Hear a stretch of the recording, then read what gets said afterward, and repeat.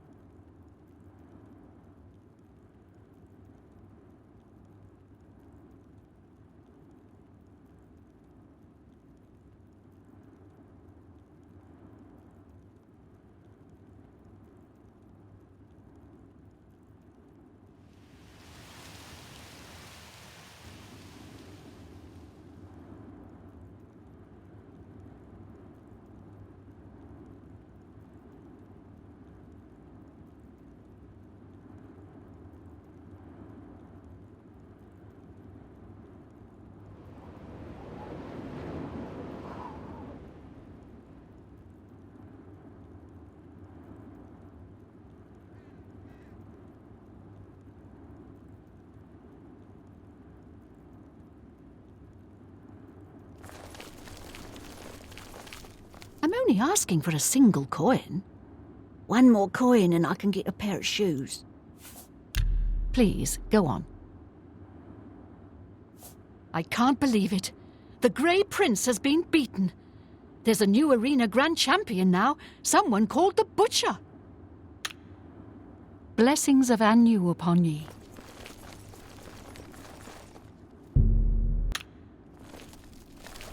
Rajarad greets you.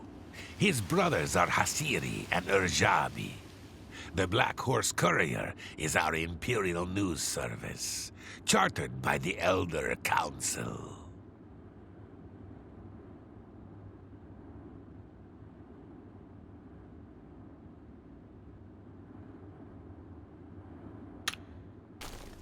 Rajarad greets you. His brothers are Hasiri and Urjabi. The Black Horse Courier is our Imperial News Service, chartered by the Elder Council. For you, of course. You too.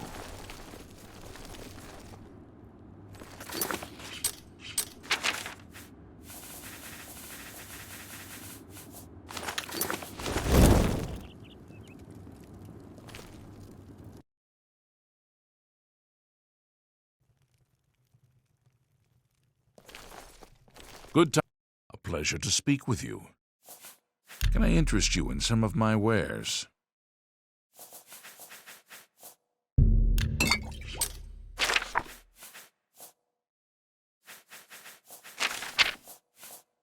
An excellent bargain. Tell your friends about me.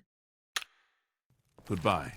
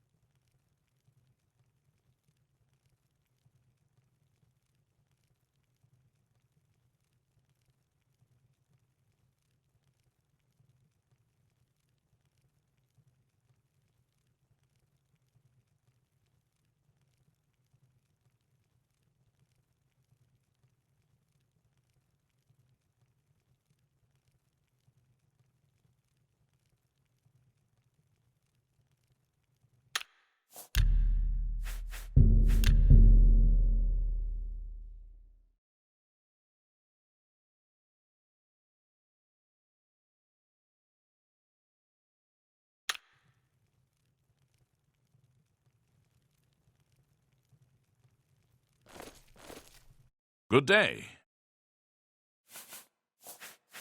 Irene Metric moves with such grace. I wonder what it is she does.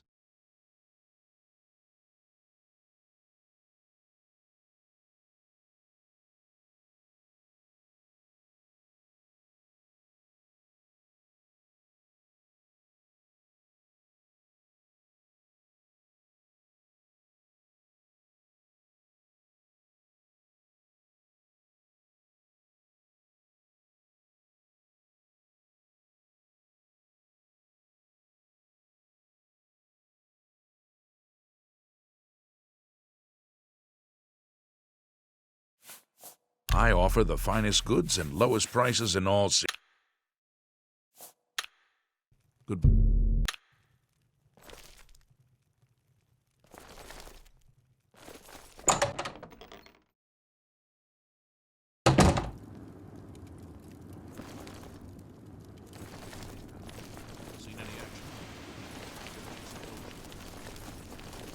Good tidings, citizen.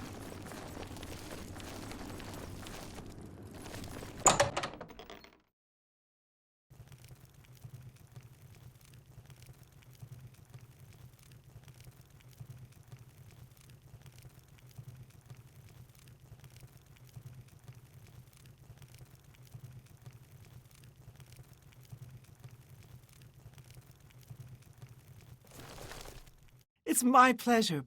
Please continue. Need new clothing? I have a fantastic selection. Tell your friends about me. Bye.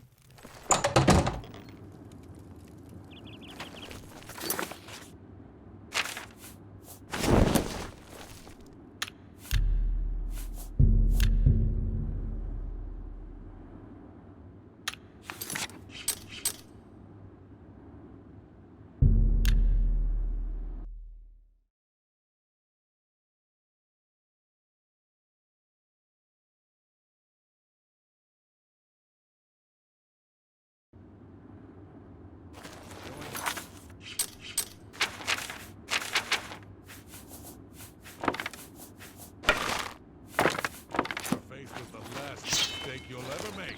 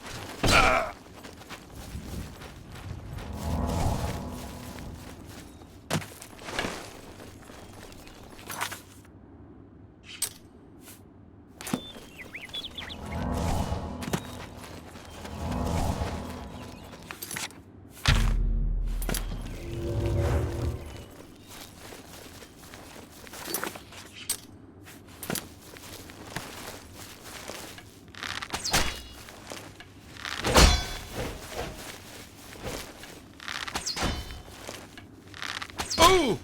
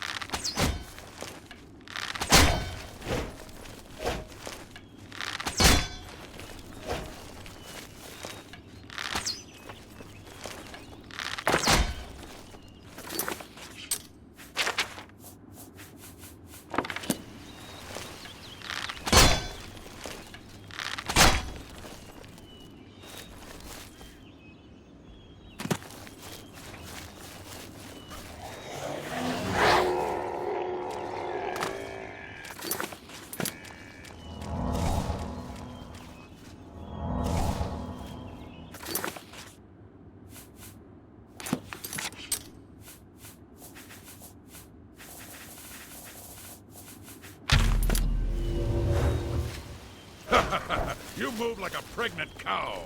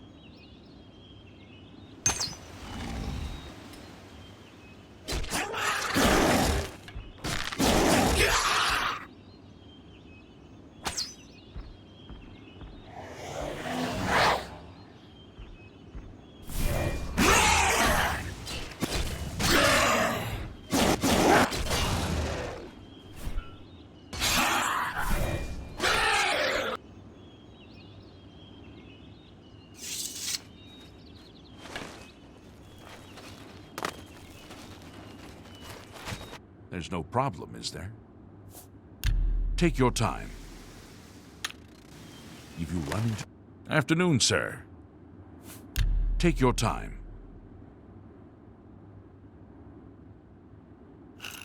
Don't. Please. Not now. That works for me. Carry on. Yes? If you've got to travel, by the 9 divines, stay on the roads. The wilderness just isn't safe anymore. We've had sightings, you see. The Daedra.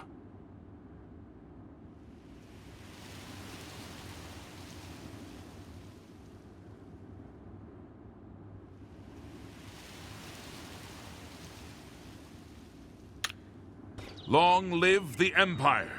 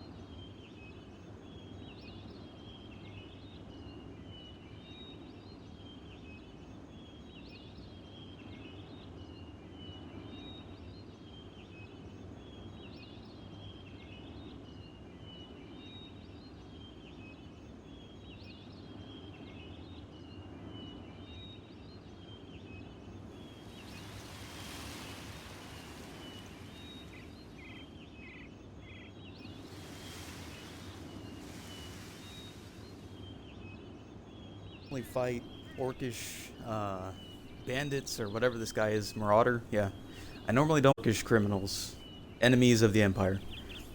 But on this occasion, this orcish marauder had orcish heavy armor, a glass sword, and I know this is all random generated loot or whatever, but just the chances. He had a repair hammer, so.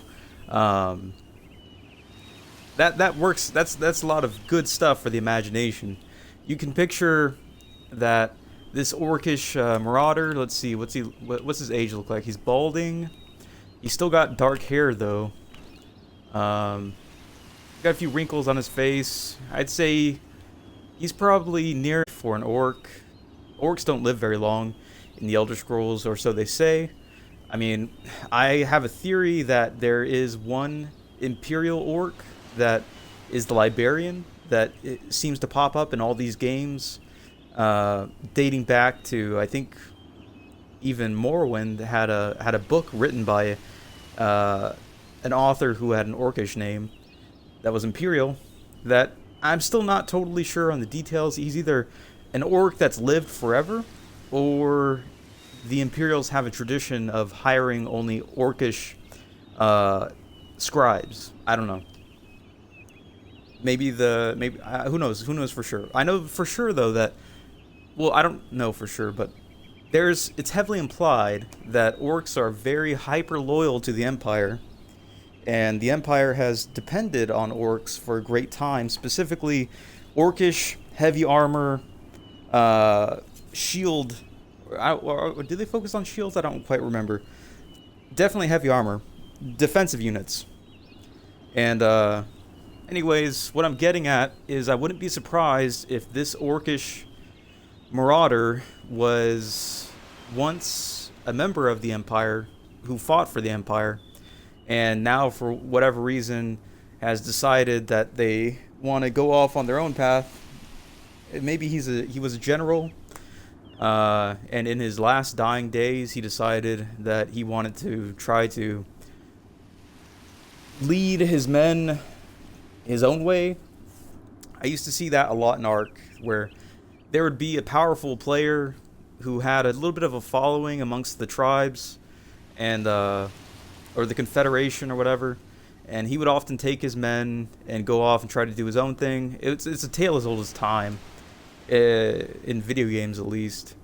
So anyways, what I'm getting at is that I wouldn't be surprised if this orc was once an Imperial heavy armored unit, and if they decided to splinter off and try to do their own thing, separate from the Empire, and now they're here running this this old elf fort that was originally meant to study man. I wouldn't be surprised if he has scholars who stop by and pick up research or whatever. He might be paid to guard this place, which might be why he's paid so little, because he does a terrible job. Because the place is surrounded by magical creatures like minotaurs and all kinds of bad stuff. Anyways, yeah, I wouldn't be surprised if this orc is, let's see, he looks like an older orc. So yeah, that really leads me to believe that this orc was once a member of the Empire. Look at all those wrinkles in his face. He's tan too. It's kind of the opposite with orcs when it comes to tans. So like with humans, when we stay in the sun for a long time, our skin tans and we get darker, or we burn. That happens to some people too. But with orcs, I've noticed they seem to have a sort of yellowish tint when they are more sun exposed.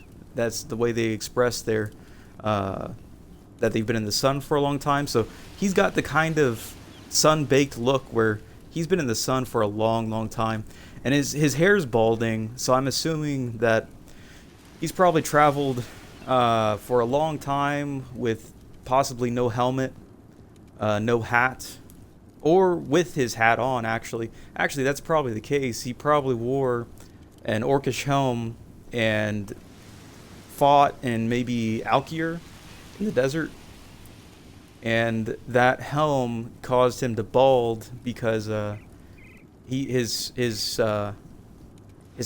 helm trapped the air, the hot air, and that baked his roots from his hair and caused his balding. But yeah, he's not old compared to humans. He still has brown hair. He's not graying, but he is old compared to orcs, as the average orc age is maybe like 20.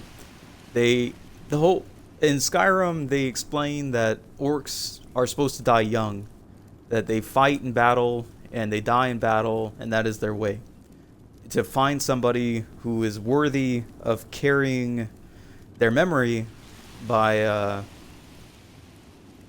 defeating them in battle. It's weird. It's kind of like this is gonna sound like a weird connection, but it's kind of like the lion with the splinter. So like the lion befriended the person who took the splinter from the lion because they were the only one brave enough to approach the lion. So like the orcs, and maybe that's not a good comparison. I don't know. Anyways, yeah, this orc, not necessarily a bad guy. I know he's called a marauder. Not necessarily a bad guy. He's just on the wrong side. And by the wrong side, I just mean the less powerful side. So naturally, you, the player, are aligned with the Empire. As well, actually, at the very beginning, you are not aligned with the Empire. You are a prisoner. So you're just like everybody else. Where the Empire is the ruling class, and you are at odds for the sake of your survival, and you are oppressed by the Empire. You are a prisoner. But as soon as the Emperor approaches you, well, arguably the Emperor, he could be a false Emperor. If you look in Tamrielic history, at least in the books, which you should take with a grain of salt, because you have to remember, those are written by mortals, and not the only creatures in the Elder Scrolls who can write absolute truths are gods such as Vivek. And that's because they can warp reality to fit their narrative. So Vivek, for example, he can say a totally bogus lie and say, everything that falls up. He can say that totally bogus statement and make it true because he is a god. So you have to remember that all the rest of the mortals don't have that power that Vivek has, and that anything that they say can be contested and questioned, and even Vivek can be killed and his laws can be rewritten by other gods or mortals who achieve power and become gods like Talos and Vivek. I believe Vivek was once mortal until he rewrote history to where he was a god. Allegedly. It could always be rewritten. But anyways, I'm getting off track. I'm trying to focus on this orc. So this orc, most likely a loyal servant of the Empire who... I only saw one fellow marauder with him, so he probably took his top general and decided to try to start his own army here at this elfin fort, this ruin. And as you can see, it did not get very far, as your average peasant who would be likely to join this guy could not survive in this environment. So there's no food in the area. It's surrounded by magical creatures who are highly aggressive, like minotaurs. The guy's plan was failed from the start. He was best suited just to stick with the Empire and live out his days as a orc who would never find a glorious death, because that's just the way it is. But he decided to make a decision, and unfortunately I don't use much illusion magic. If I would have used... Now, that's the thing. Even though I am an agent of the Empire, whose job it is to kill marauders and enemies of the Empire, I don't have to be. If I decided to go down the route of illusion for a long enough time and craft spells to be better at illusion, I could have pacified this marauder and left him in peace, and he would have left me in peace, and that would have been the end of the story. But I killed this guy, this enemy of the Empire, this possibly former veteran of the Empire, and that's now we're reviewing his corpse, and that's how the story goes. So that's that, really. Sort of sad, but that's the way it is. Anyways, we're gonna take this orc's possibly passed down from generation to generation orcish heavy armor and his repair hammer. You notice he had a single repair hammer, as do I. For I am also skilled in heavy armor, and I am also a skilled armorer, as every heavy armor unit should be skilled in repair, along with a skill in wearing armor. So he and I are kindred spirits in a way. Now I have more magical knowledge than he does, but he is a piece of me, and so I can. That's kind of cool that he might be randomly generated loot, but he's sort of true to the tales in the books about heavy armored orcish units. He's got the repair hammer for keeping his armor up in shape. He's got his heavy armor. Not only is it heavy armor, but it's orcish heavy armor. He had a shield. Just beautiful in every way. And now he's dead. So I'm gonna go sell his stuff. This is his armor, which might have been passed down from generation to generation who have been loyal to the Empire, and his repair hammer, which also a skilled craftsman in repair can use a single hammer infinite times to repair armor without it breaking. So there's a good chance that this hammer was passed down from Imperial heavy armor orc to Imperial heavy armor orc. Who knows how many, because of the short lives of the orcs. This armor and this hammer could have passed through 400 orcs in a 5-year span, and we would never know. But we are now going to sell it. Not necessarily because we need the coin, just because we need to get rid of it. And it's better to have the coin than to not have the coin. And the tradesmen in the Imperial City kind of depend on me to provide them with goods. They don't get a lot of shipments in due to the civil unrest throughout Tamriel. Supplies are a bit difficult to get in and out of the place. That, and you have to worry about the Gray Fox, who's supposedly behind every corner, trying to pickpocket every pocket, and steal every bit and bauble.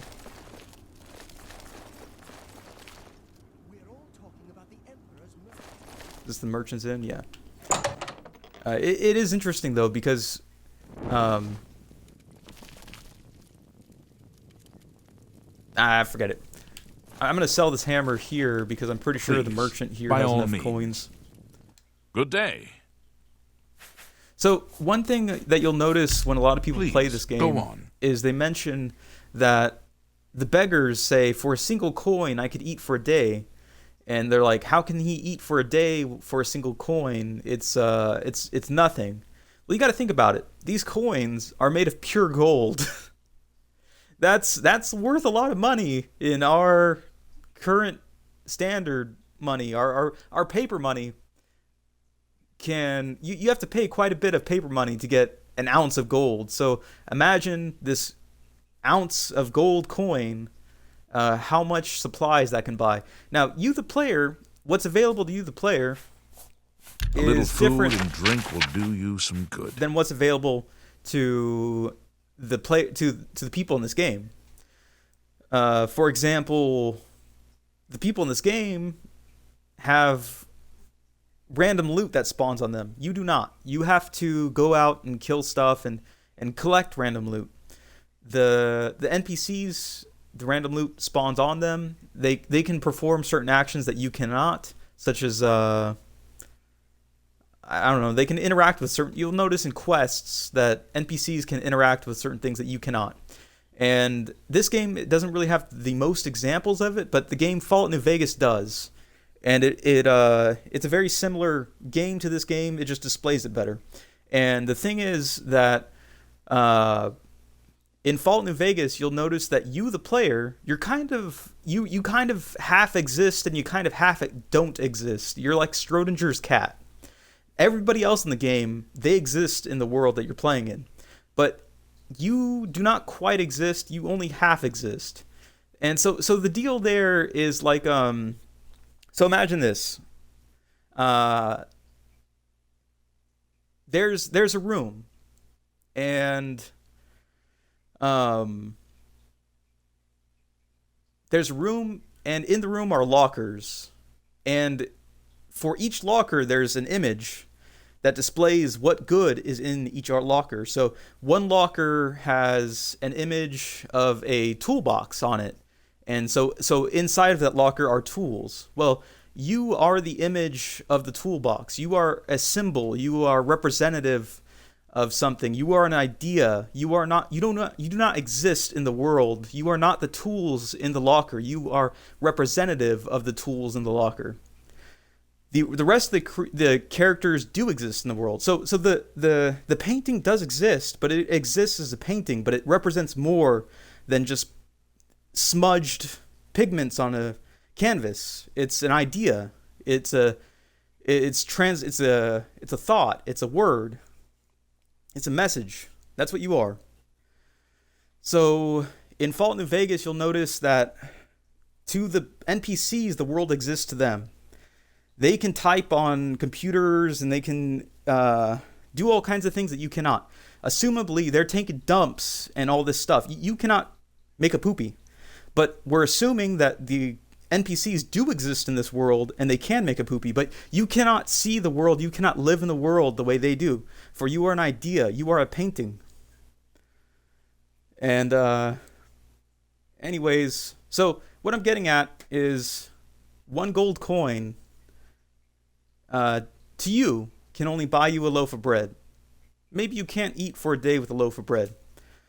But for a beggar, they might be able to buy items that are on the menu that are not available to you. So like, you'll notice when you kill a wolf, you cannot harvest its teeth, you cannot harvest its eyes, you cannot harvest its claws, you cannot harvest its bones, but all of those things are there. So to the characters living in the world, they can disassemble that wolf and feast on it and turn its bones into bone meal and use it to grow their crops and all these things in the story. They exist in the story. You half exist. So you, being only partially existent, can only take a part of the experience that the characters in the story are experiencing. You can only take a small part of the experience. So you pelt, the wolf pelt, and that is all. Assumably, the story characters can take the wolf and disassemble it and cook the flesh and eat it and all of these things. So think about that. Now think about the beggar and the one coin. So when you go, so the pelt is representative of the trophy. So you as the killer of the wolf can claim the trophy, and that's it. That's all the game will allow you to do, because you can only do what the game allows you to do because you only partially exist. You have to play by the rules of the game. The rest of the players, they really exist. They don't partially exist. They don't have to follow these rules. They live in that world because they are made of story, and you are only so much of you can translate into the story. So from one coin, the beggar can likely go to the store and buy soup that is assumably being served at the inn. Pies. It's a gold ounce. Think about it. If you went to the grocery store with a gold ounce, you might not be able to buy things directly, but you could probably find someone at the grocery store who would be willing to take your gold ounce and buy you groceries for that gold ounce. So these beggars, when they go to the inn, they might be able to buy certain items and certain things that are not available to you, the player, such as stews and puddings, cakes, all kinds of things. Just imagine it, a gold ounce. Now, you, the player, can only buy the trophies, the best of the best, the creme de la creme, the most prized, most coveted, most magical, most important items. So see this apple? That apple is worth an entire gold ounce. That's one coin. That's a whole gold ounce. So this apple could very well have as much magical power, as much juju, as the apple of discord or the apple of chaos from the Greek tale, The Fall of Troy. Just look at it. It has alchemical properties. It has restore fatigue. That's something that's powerful. Damage luck, fortify willpower, damage health. Only you are offered this apple for one coin. Now, the other players might be able to be offered this apple for one coin, but why would they spend one coin on a gold ounce on a single apple, no matter the magical properties, if they're not an adventurer? So you are an adventurer. As a person who participates in adventure, you need the boons, you need the magical items, you need the power, you need the juju to complete the quest, to be the great hero. The beggars do not need that. While they might go on adventures one day, they're focusing on survival. You do not have to focus on survival. You do not have to eat. You need power. You need magic. You do not need the simple mundane things that beggars do. So to answer every single player, and there's quite a few of them, who have questioned why the beggars say that they can eat for a day for a single coin. I have just given you that answer. If you will accept that answer, it's just a bunch of talk. But if you find that, if you like that, then you can accept that as your answer.